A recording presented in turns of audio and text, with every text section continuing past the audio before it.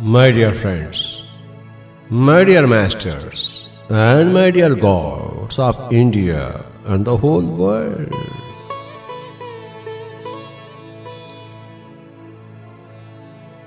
What is the difference between India or America or Japan?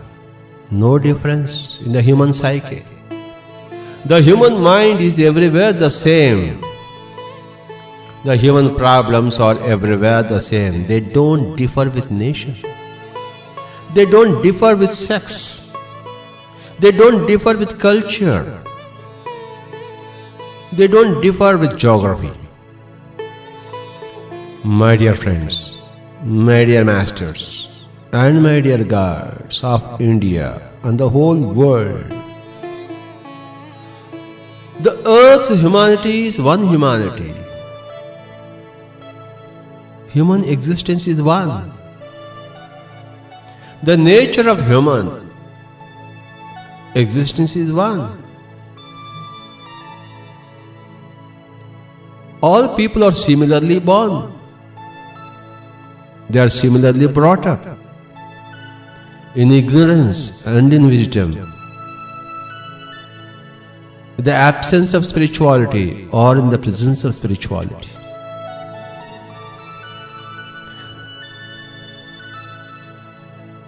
All nations are one and same. There is no difference whatsoever.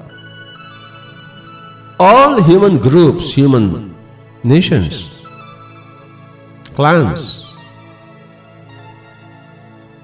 they are all one and same. Relationship between the male and the female are one and same. The birthing process is one and the same. The growing process is one and the same. The dying process is one and the same. Similarly,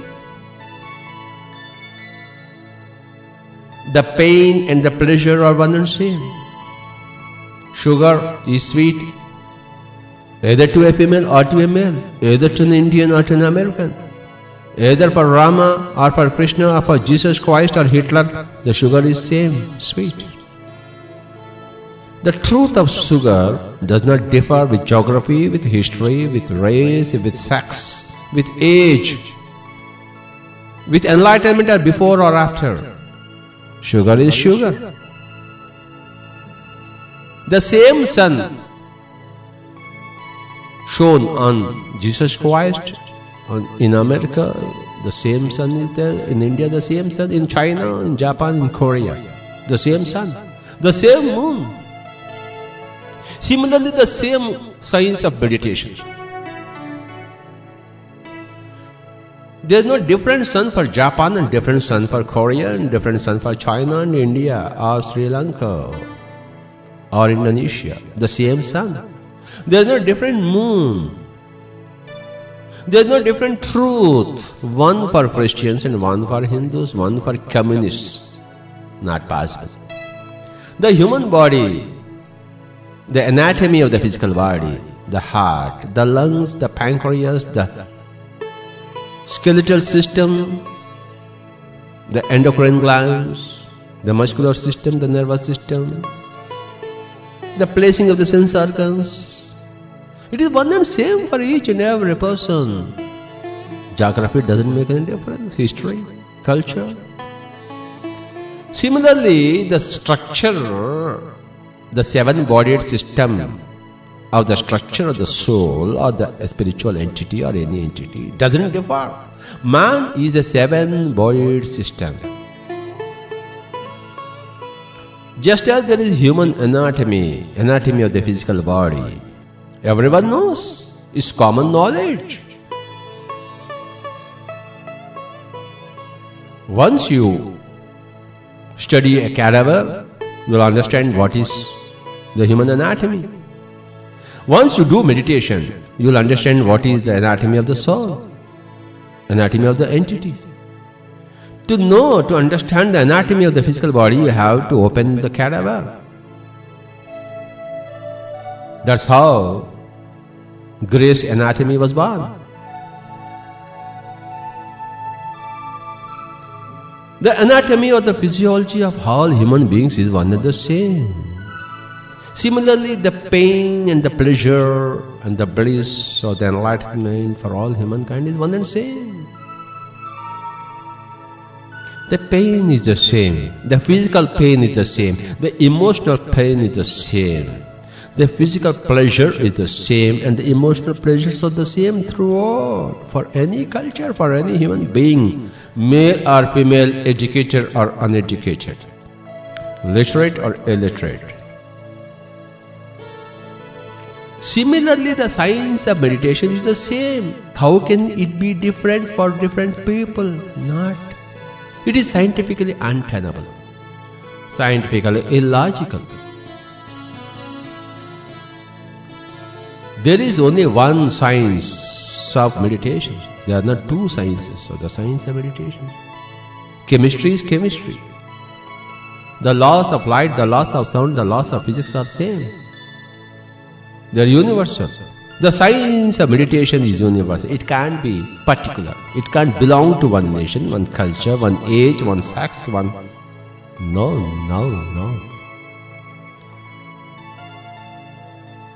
Jesus cannot bring out another truth which is contrary to what Buddha has brought out, which is again at variance with what Krishna has spoken. It cannot be so. It appears so for stupid people who don't understand whatsoever anything of the science of meditation.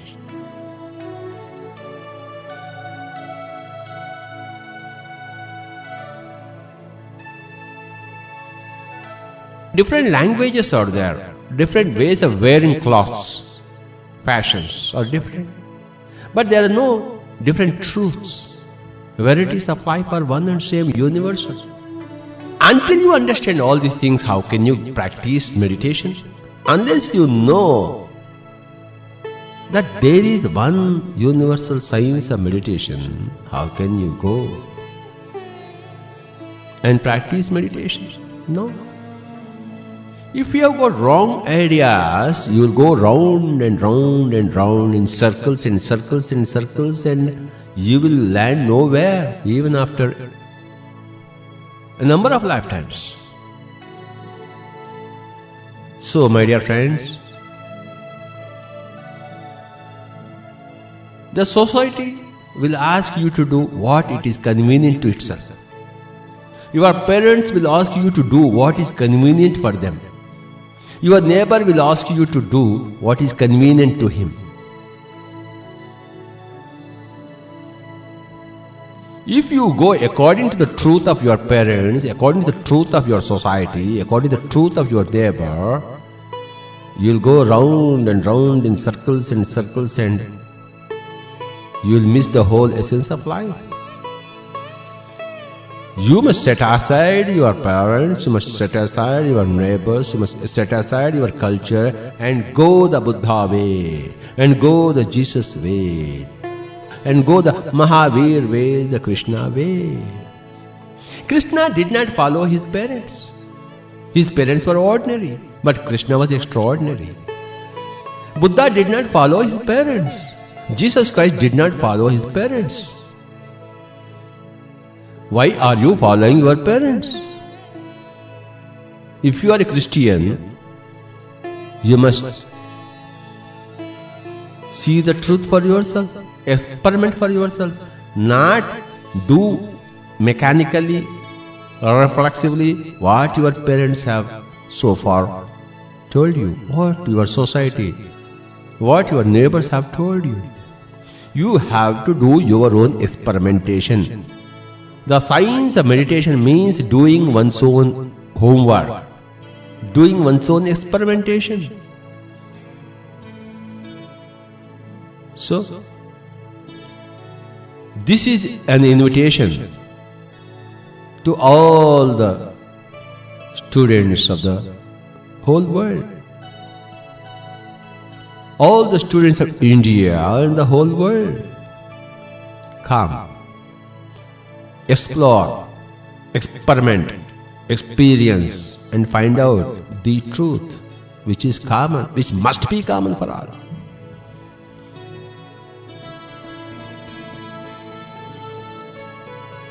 If you have the right address, you will reach your goal.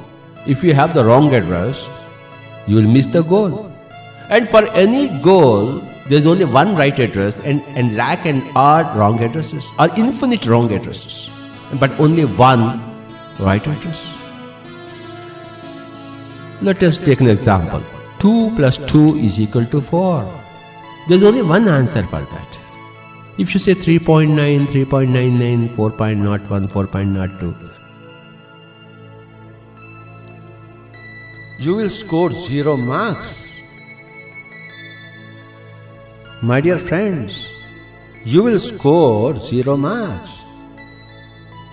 You will not land in your target.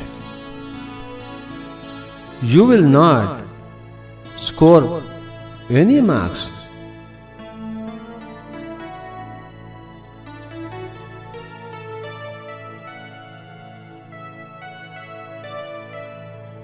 Somebody puts a question, what is 2 plus 2? How much it amounts to? There is only one answer, that is 4. If you say 3.99 or 4.01, you will not be given any marks, you will simply score a 0. Understand that for any question, there are not infinite number of answers, there is only one answer. Anything other than that, you will land nowhere. Coming to the science of spirituality or science of meditation, Buddha cannot give you one answer and Jesus Christ cannot give you second answer. It's not possible. It's not plausible. So, just as 2 plus 2 is equal to only 4 and only 4, whether in Kali Yuga or Treta Yuga, whether in America or in India, whether for male or female, the truth about Atma, the truth about self, the truth about consciousness, the truth about birth and death and way of living, happiness in life, is all one. There cannot be two answers for any of these things.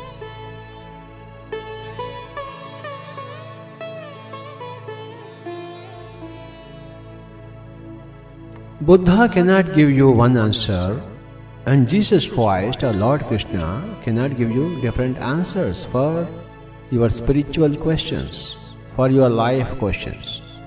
The truth is the same.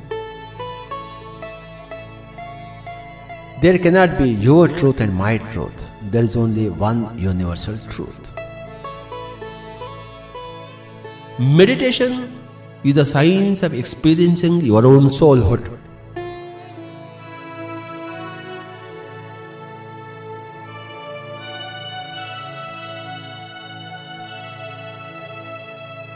Chanting mantras, your mind will be that much more sharper.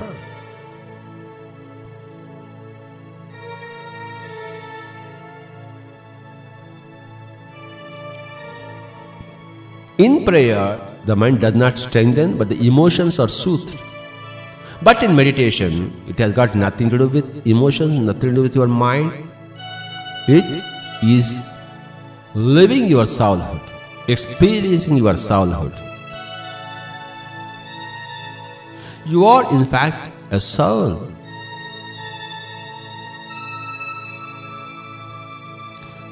When you put your finger in water, you will observe an aberration, a visual aberration.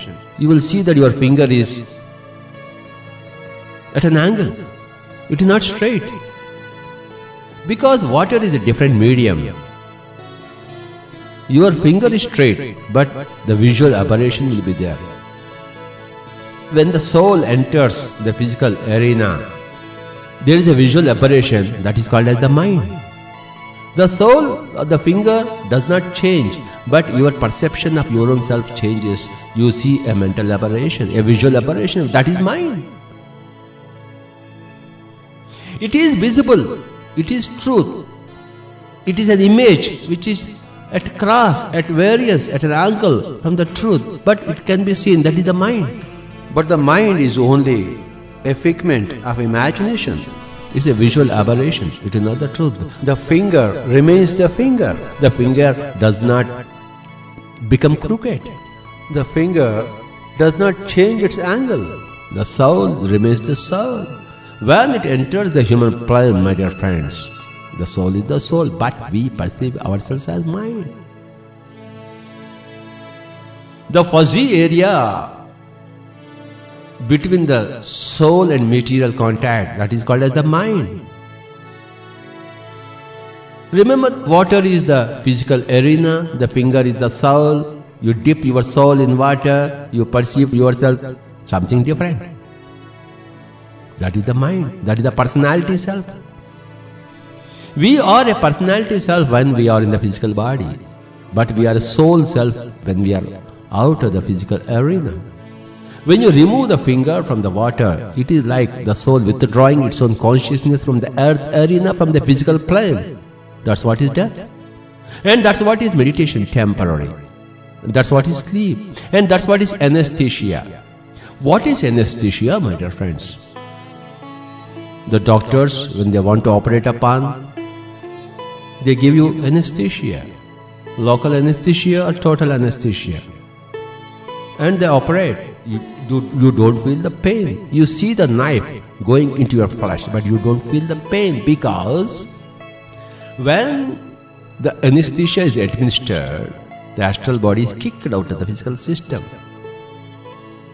Without the presence of the astral hand in the physical hand can be cut into pieces. The soul does not feel the pain. So, my dear friends, anesthesia or sleep or meditation or death, they are all out-of-body experiences. Anesthesia is forced out-of-body experience. When the effect of the drug, anesthetic, wears down, when the soul gets back its contact with the physical body, suddenly you will feel the pain of the operation. All tranquilizers or painkillers, they don't kill the pain.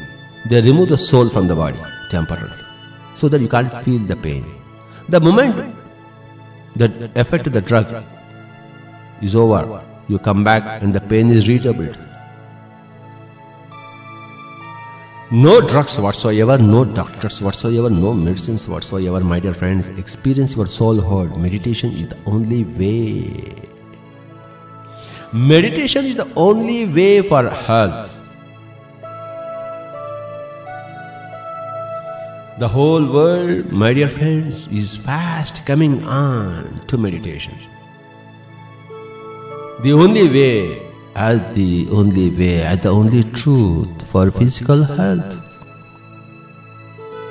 When you are out of tune in your mind with the truth, the body becomes diseased.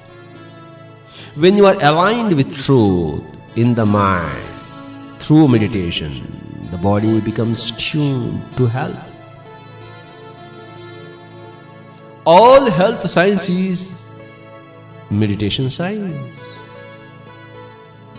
The whole world has understood now that everything is psychosomatic. All disease begins in the psyche, but you see it in the soma. Mental worries. Remember these 4 statements. All physical afflictions are because of the mental worries. All mental worries are because of the intellectual immaturity. All intellectual immaturity is because of lack of spiritual science, of lack of science of meditation. When you have the spiritual science in your palm, through the practice of the science of meditation, then your intellect is mature. Your mind is no more troubled, worried, and your physical body, no more diseases. My dear friends, my dear masters, and my dear gods of India and the whole world, remember these 4 grand statements. All physical afflictions are because of mental worries. All mental worries are because the intellect is immature. All the immaturity of the intellect. Intellect is supposed to grasp the truth. If it does not grasp the truth, if it grasps in untruth, it is called as immature. The intellect that grasps the whole truth is called as mature. Intellectual maturity comes only with the science of meditation.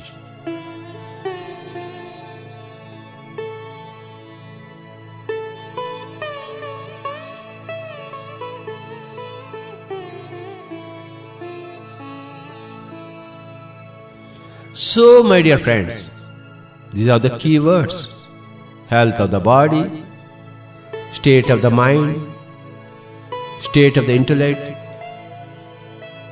and the science of meditation. Only by practicing meditation is the intellect is rectified.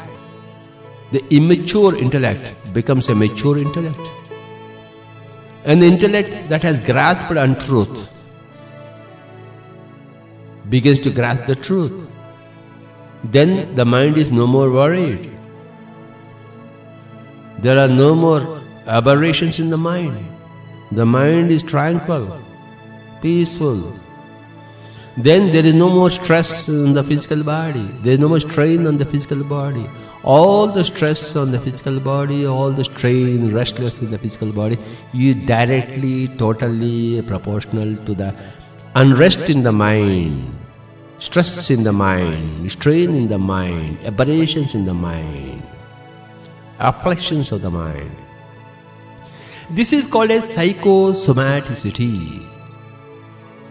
All the scientists of the world, health scientists of the world, do know this fact in their heart of hearts, but they dare not do so because they are profession. They want to earn money.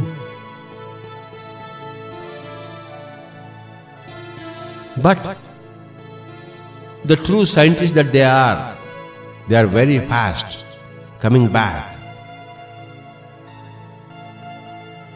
from the allures of the money. They are coming back to great law, to these great laws of meditation. The three great laws of meditation say, my dear friends, the first great law says, when you are with the breath, the mind becomes empty. The psyche becomes clean, empty. When the psyche stands in your thoughts, huge amounts of cosmic energy flood into the body. That is the second law. When the mind is empty, huge amounts of cosmic energy flood into the physical system. It is simply an osmotic principle. And the third great law of the science of meditation says, my dear friends, when the physical body is saturated, sated with cosmic energy, then the potential of the soul becomes kinetic. Until that time, the soul is as if a sleeping partner. The soul becomes a awakened partner when the whole cosmic energy saturates the physical system. The mind is the barrier. The mind has to become empty. Patanjali said, the great master of the science of meditation said, Yogaha chitta vritti nirodha. Yoga means making your mind empty, cleaning your mind waves, making them zero. When the mind is emptied, that's where you are a yogi. It has got nothing to do with the posture of your legs or your hands or head down or body upwards. No. Yogi means a man who has control, a man who has become a master of his own mind. My dear friends, my dear masters, my dear gods of India and the whole world, become yogis, become masters of your own minds, become masters of your own psyches. Then your soma is the natural shadow of your psyche. Don't bother about the soma, bother about the psyche. That is the science of meditation. That is the science of meditation, my dear friends, my dear masters, my dear gods of India and the whole world.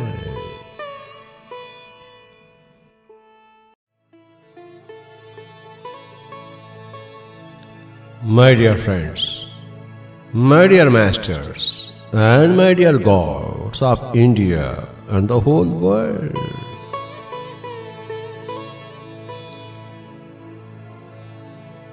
what is the difference between India or America or Japan? No difference in the human psyche. The human mind is everywhere the same. The human problems are everywhere the same. They don't differ with nation. They don't differ with sex. They don't differ with culture. They don't differ with geography. My dear friends, my dear masters, and my dear gods of India and the whole world,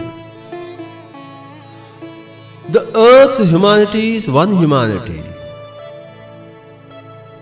Human existence is one. The nature of human existence is one. All people are similarly born. They are similarly brought up in ignorance and in wisdom. The absence of spirituality or in the presence of spirituality.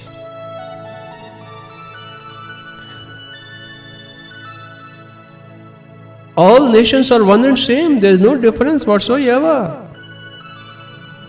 All human groups, human nations, clans, they are all one and same. The relationship between the male and the female are one and same. The birthing process is one and the same. The growing process is one and the same. The dying process is one and the same. Similarly, the pain and the pleasure are one and same. Sugar is sweet either to a female or to a male, either to an Indian or to an American, either for Rama or for Krishna or for Jesus Christ or Hitler. The sugar is same, sweet. The truth of sugar does not differ with geography, with history, with race, with sex, with age, with enlightenment or before or after. Sugar is sugar. The same sun shone on Jesus Christ in America, the same sun is there in India, the same sun in China, in Japan, in Korea, the same sun, the same moon. Similarly, the same science of meditation. There is no different sun for Japan and different sun for Korea and different sun for China and India or Sri Lanka or Indonesia. The same sun. There is no different moon. There is no different truth. One for Christians and one for Hindus, one for communists. Not possible. The human body, the anatomy of the physical body, the heart, the lungs, the pancreas, the skeletal system, the endocrine glands, the muscular system, the nervous system, the placing of the sense organs. It is one and same for each and every person. Geography doesn't make any difference. History, culture. Similarly, the structure, the seven-bodied system of the structure of the soul or the spiritual entity or any entity doesn't differ. Man is a seven-bodied system.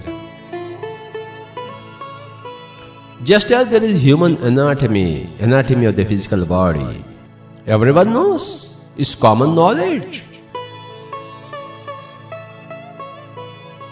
Once you study a cadaver, you'll understand what is the human anatomy.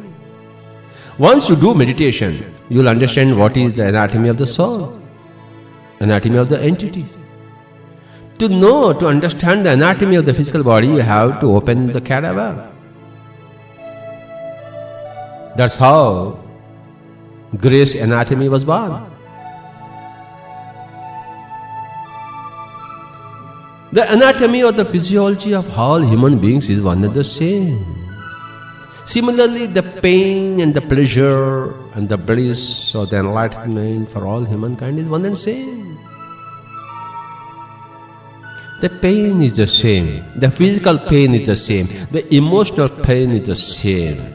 The physical pleasure is the same and the emotional pleasures are the same throughout, for any culture, for any human being, male or female, educated or uneducated, literate or illiterate. Similarly, the science of meditation is the same. How can it be different for different people? Not. It is scientifically untenable, scientifically illogical. There is only one science of meditation. There are not two sciences of the science of meditation. Chemistry is chemistry. The laws of light, the laws of sound, the laws of physics are same. They are universal. The science of meditation is universal. It can't be particular. It can't belong to one nation, one culture, one age, one sex, one... No.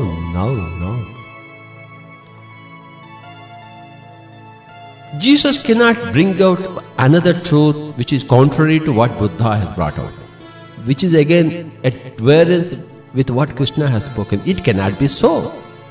It appears so for stupid people who don't understand whatsoever anything of the science of meditation.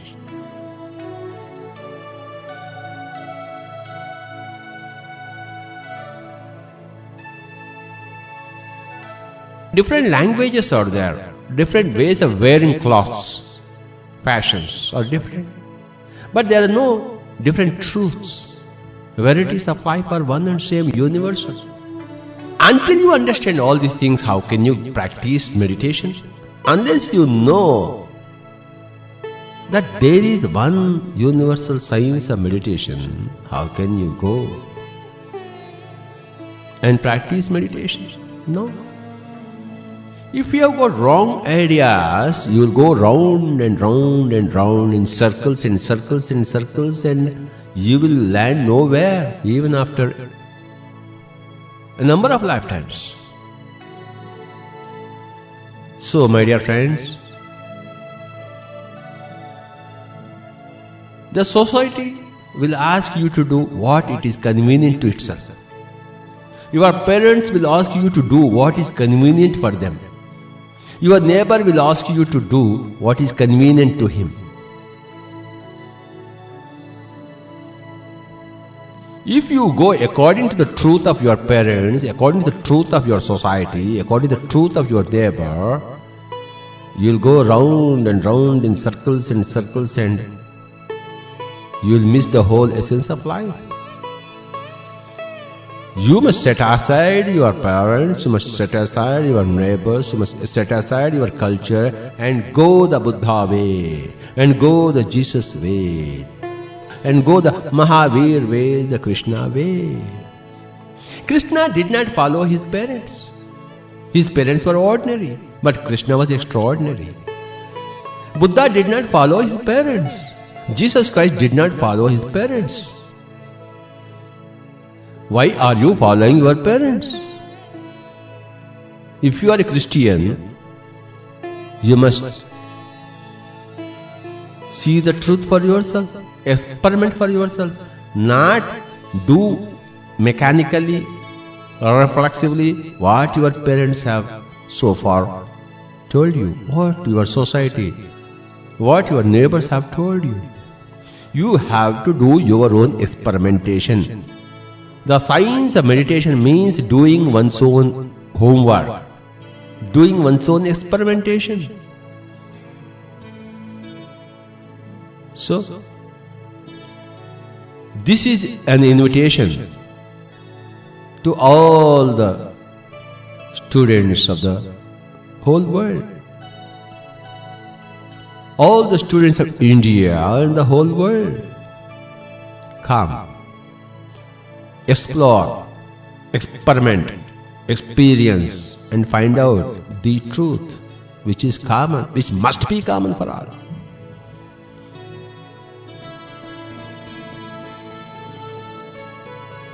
If you have the right address, you will reach your goal. If you have the wrong address, you will miss the goal. And for any goal, there is only one right address and lakh and odd wrong addresses, or infinite wrong addresses, but only one right address. Let us take an example. 2 plus 2 is equal to 4. There is only one answer for that. If you say 3.9, 3.99, 4.01, 4.02, you will score 0 marks. My dear friends, you will score 0 marks. You will not land in your target. You will not score any marks.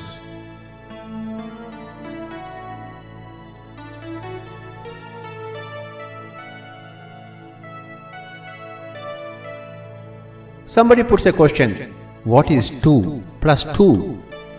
How much it amounts to? There is only one answer, that is 4. If you say 3.99 or 4.01, you will not be given any marks, you will simply score a 0. Understand that for any question, there are not infinite number of answers, there is only one answer. Anything other than that, you will land nowhere. Coming to the science of spirituality or science of meditation, Buddha cannot give you one answer and Jesus Christ cannot give you second answer. It's not possible. It's not plausible. So, just as 2 plus 2 is equal to only 4 and only 4, whether in Kali Yuga or Treta Yuga, whether in America or in India, whether for male or female, the truth about Atma, the truth about self, the truth about consciousness, the truth about birth and death and way of living, happiness in life, is all one. There cannot be two answers for any of these things.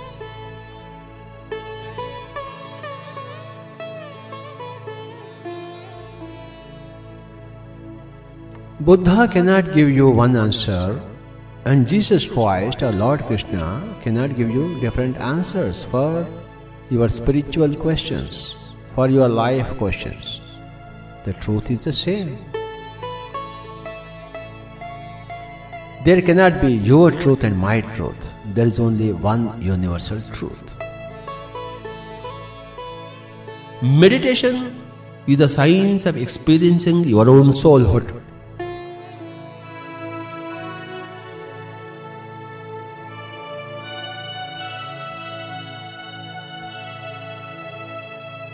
Chanting mantras, your mind will be that much more sharper.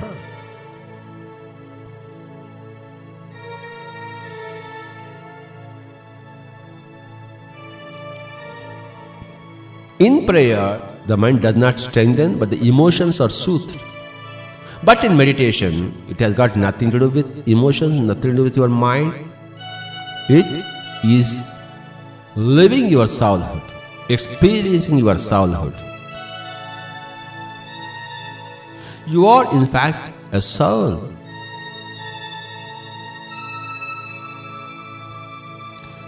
When you put your finger in water, you will observe an aberration, a visual aberration. You will see that your finger is at an angle. It is not straight. Because water is a different medium. Your finger is straight, but the visual aberration will be there. When the soul enters the physical arena, there is a visual aberration that is called as the mind. The soul of the finger does not change, but your perception of your own self changes. You see a mental aberration, a visual aberration, that is mind. It is visible. It is truth. It is an image which is at cross, at variance, at an angle from the truth. But it can be seen, that is the mind. But the mind is only a figment of imagination. It is a visual aberration. It is not the truth. The finger remains the finger. The finger does not become crooked. The finger does not change its angle. The soul remains the soul. When it enters the human plane, my dear friends, The soul is the soul, but we perceive ourselves as mind. The fuzzy area between the soul and material contact, that is called as the mind. Remember, water is the physical arena, the finger is the soul. You dip your soul in water, you perceive yourself something different.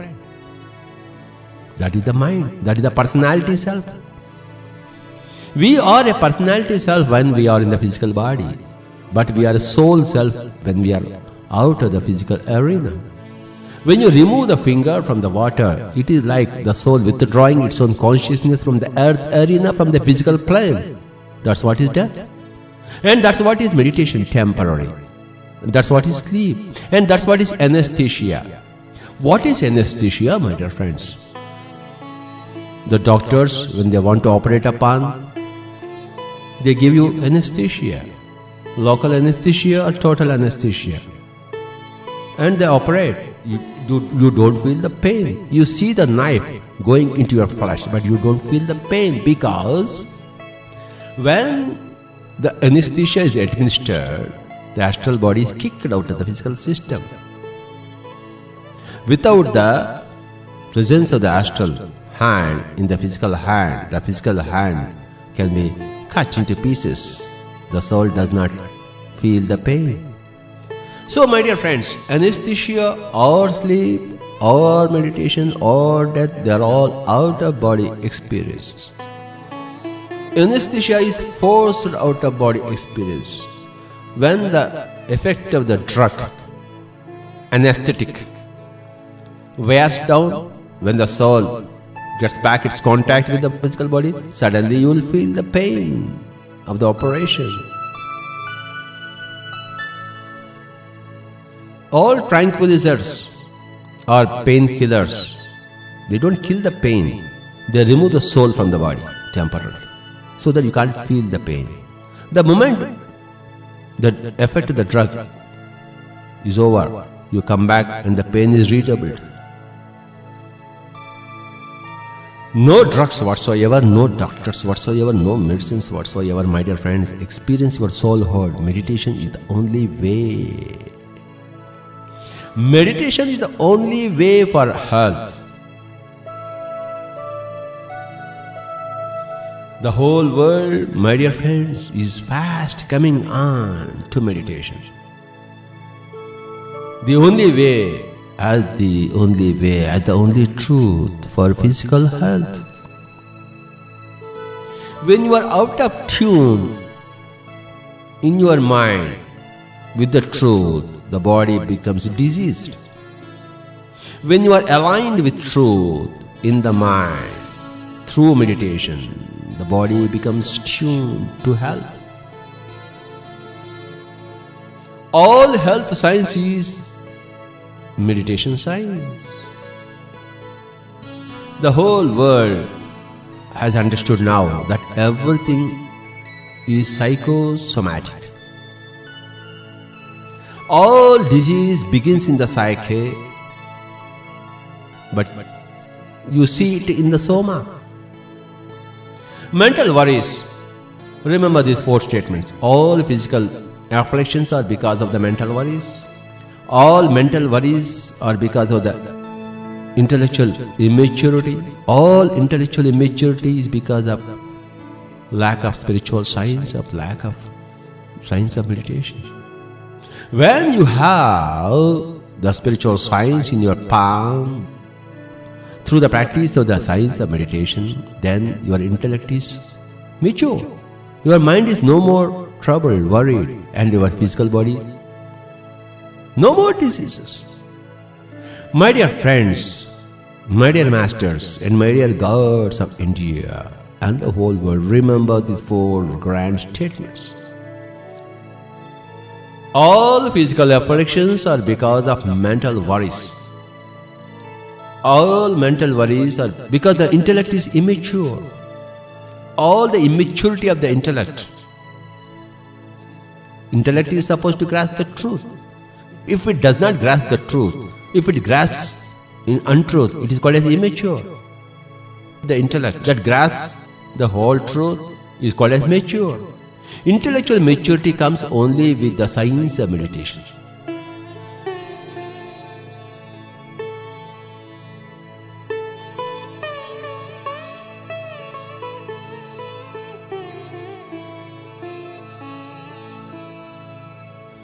So, my dear friends, these are the key words: health of the body, state of the mind, state of the intellect,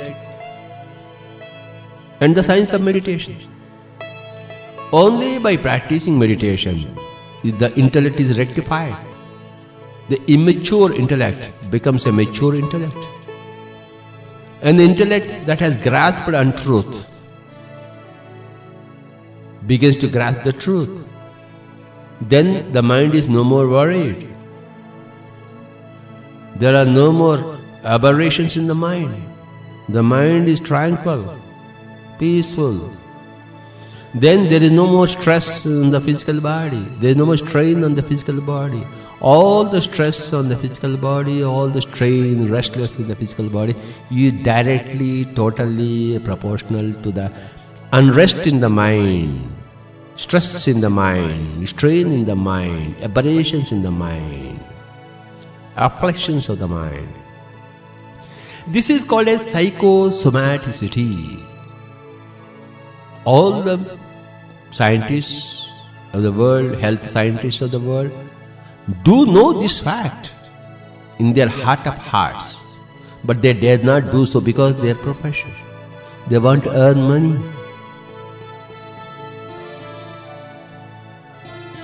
But the true scientists that they are very fast coming back from the allures of the money. They are coming back to great law, to these great laws of meditation. The three great laws of meditation say, my dear friends, the first great law says, when you are with the breath, the mind becomes empty. The psyche becomes clean, empty.